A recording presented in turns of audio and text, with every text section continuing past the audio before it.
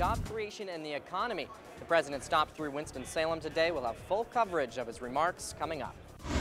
It was as much of a shock to me as it was to you. An Elon president punished and a vice president resigning. Phoenix 14 has the newest developments on SGA. Adderall abuse, focusing for finals the artificial way. What you need to know about the side effects. We're kind of a destination shop, and Target and most other stores don't have our merchandise.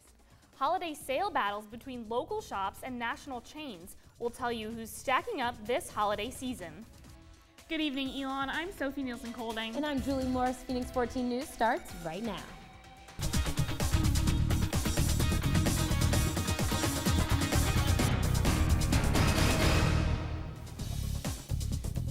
President Obama visited the Triad today for the first time in his presidency. The president focused his speech on the economy and the steps he thinks need to be taken to recover it. Phoenix 14's Drew Smith was at Forsyth Technical Community College this afternoon where President Obama spoke. He joins us with more on the president's visit. Drew? Sophie, the president came to the college in Winston-Salem because he said it is an example of advancement in technology. He spoke to a crowd of about 150 people, including Governor Bev Perdue and Senators Kay Hagan and Richard Burr. He spoke for more than 30 minutes to students, faculty, and community leaders about their role in the economic recovery.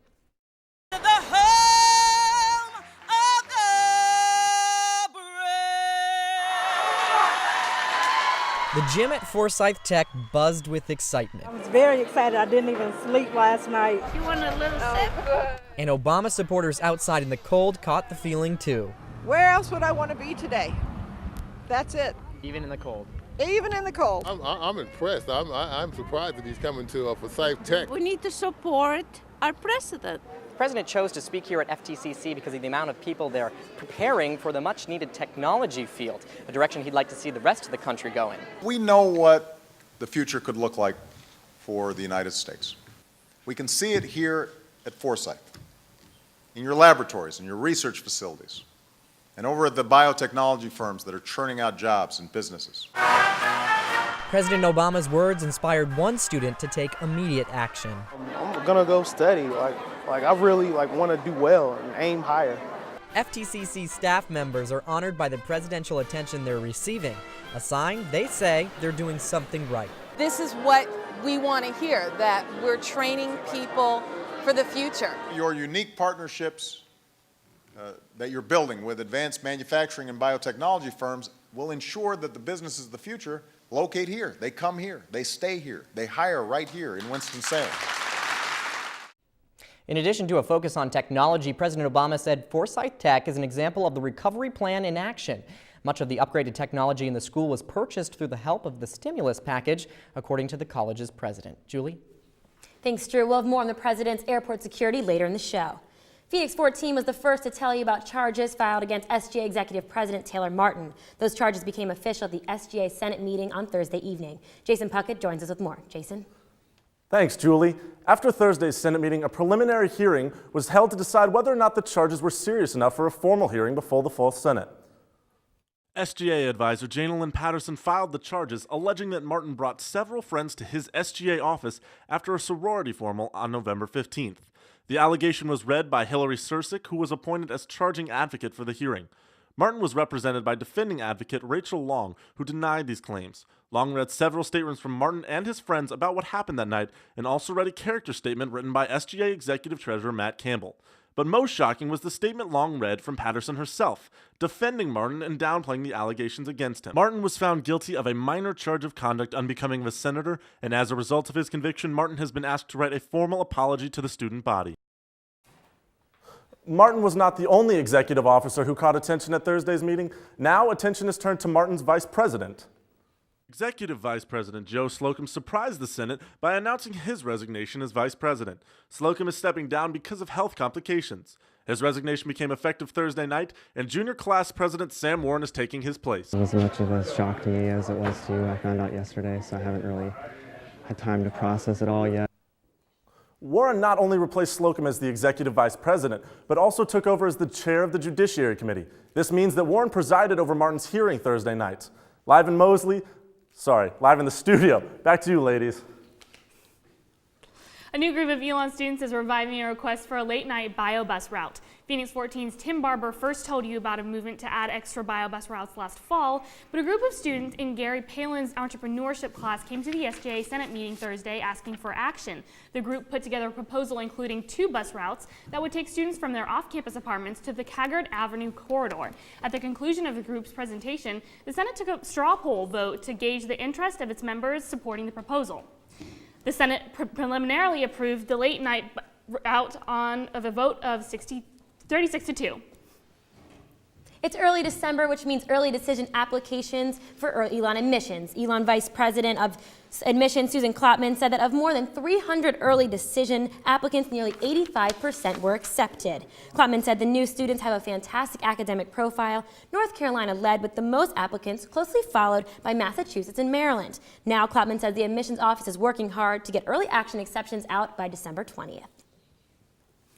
Early this morning, Elon's campus was covered by copies of an essay about corruption and racism within the Elon Police Department. But before most students even woke up, the essays were gone. The writer of the essay said that police and Elon focus more on marijuana and alcohol violations than other police departments across the country.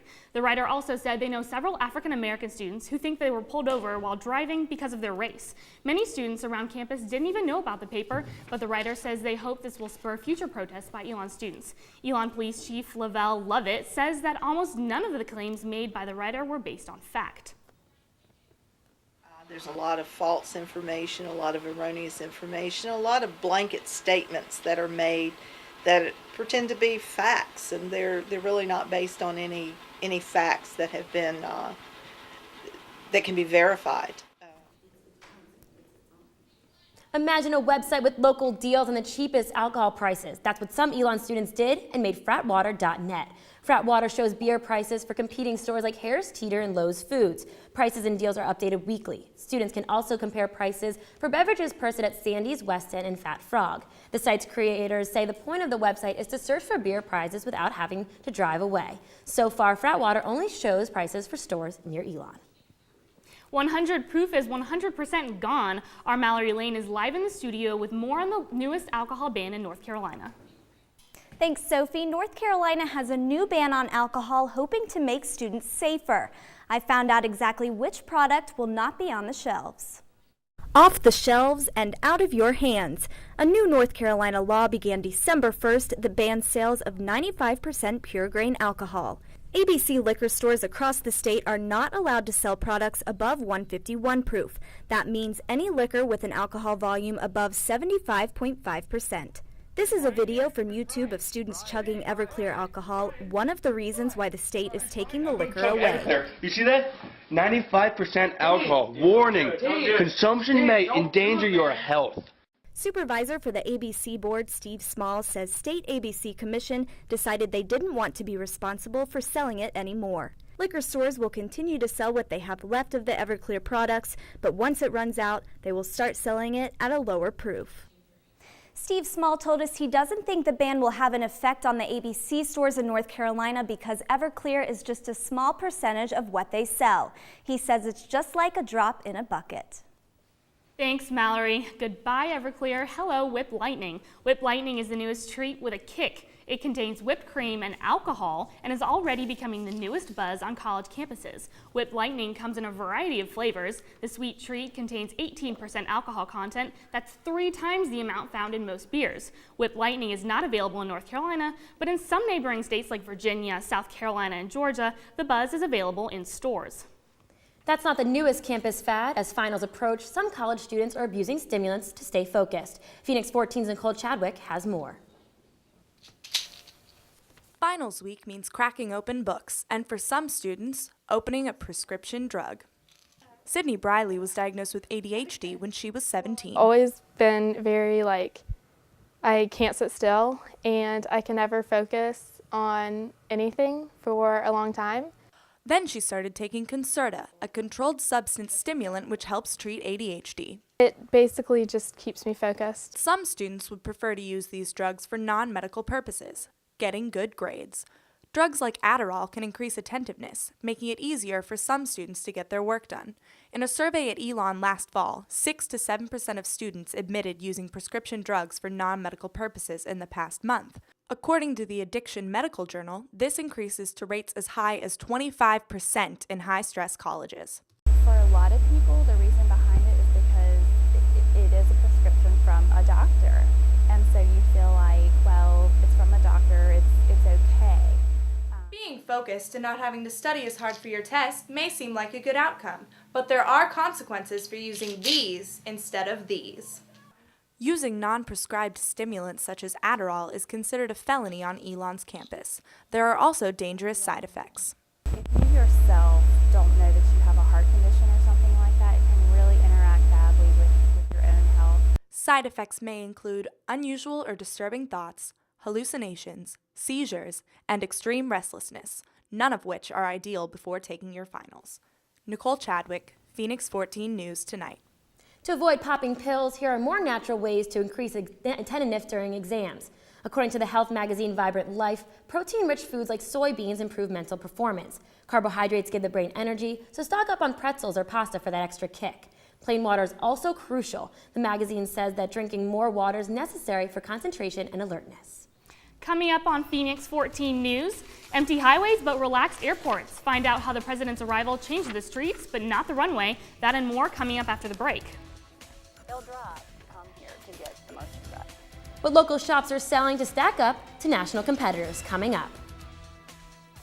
Flurries fell this weekend and frigid temperatures are frosting the ground. We'll tell you what wintry weather to expect this week coming up on Phoenix 14 News.